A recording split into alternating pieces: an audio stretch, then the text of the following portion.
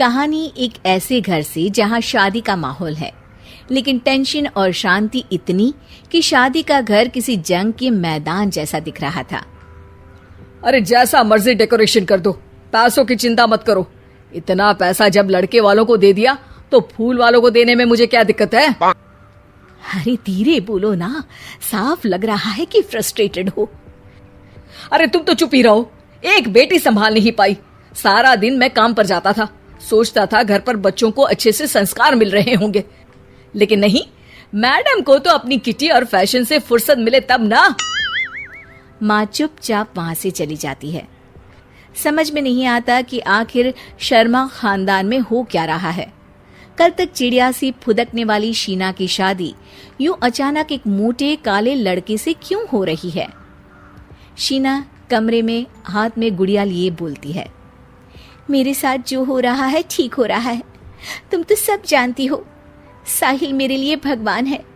अब जब वो ही नहीं मिला तो फिर कोई भी हो, जिंदगी ही तो जीनी है, जी लेंगे।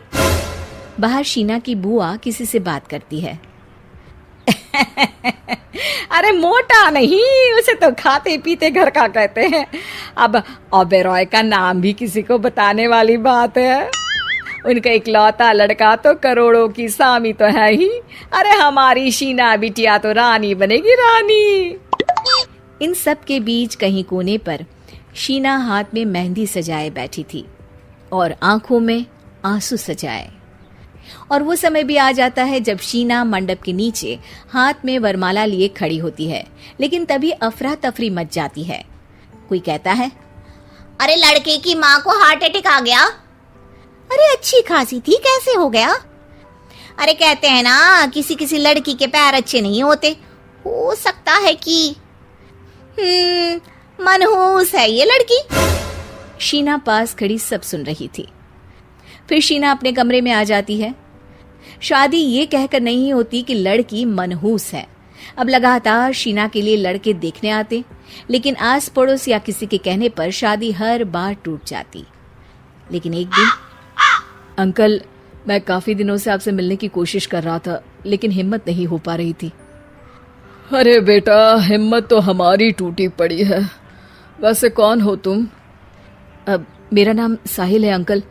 मैं शीना से प्यार करता हूँ और उसी से शादी करना चाहता हूँ।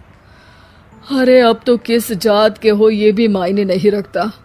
बेटा, मेरी बेटी मनहूस है, ये सब कहते हैं कि इसीलिए उसकी शादी नहीं हो पा रही। अगर तुम शादी करने को तैयार हो तो ठीक है। शीना की शादी साहिल से हो जाती है। अगले दिन साहिल की माँ का देहांत हो जाता है और एक बार फिर लोग शीना को अपशकुनी कहने लगते हैं। अरे खा गई दीदी को ये।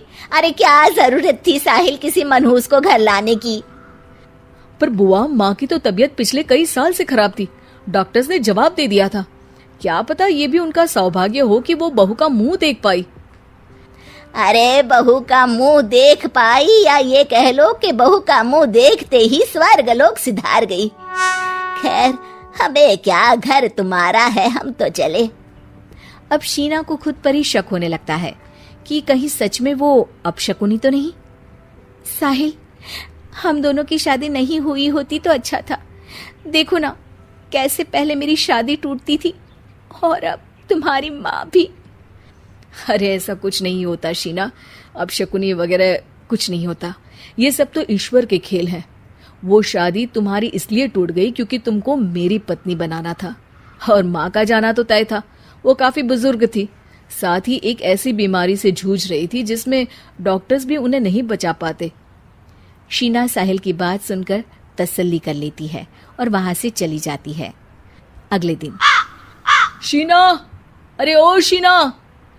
क्या हुआ? उफ, कहीं फिर मेरी वजह से कोई नुकसान? अरे नहीं नहीं शीना, तुम जानती हो, जिस प्रॉपर्टी के केस को हम बरसों से लड़ रहे थे उस पर फैसला आ गया, वो भी हमारे हक में। अब हम करोड़पति हो गए शीना। शीना शांत रहती है। अरे क्या हुआ? करोड़ पत्नी बनकर तुमको खुशी नहीं हुई? शीना की आंखों में पानी आ जाता है। चलिए जी, कुछ तो अच्छा हुआ मेरी जिंदगी में आकर आपके साथ। साहिल शीना को गले लगाकर कहता है, मेरी नई नौकरी भी तुम्हारे ही आने से लगी। ये प्रॉपर्टी का केस जीता। सब कुछ तो तुम्हारे आने के बाद ही हुआ, फिर तुम मनहूस कैसे? ये सुनकर शीना खुश हो जाती है।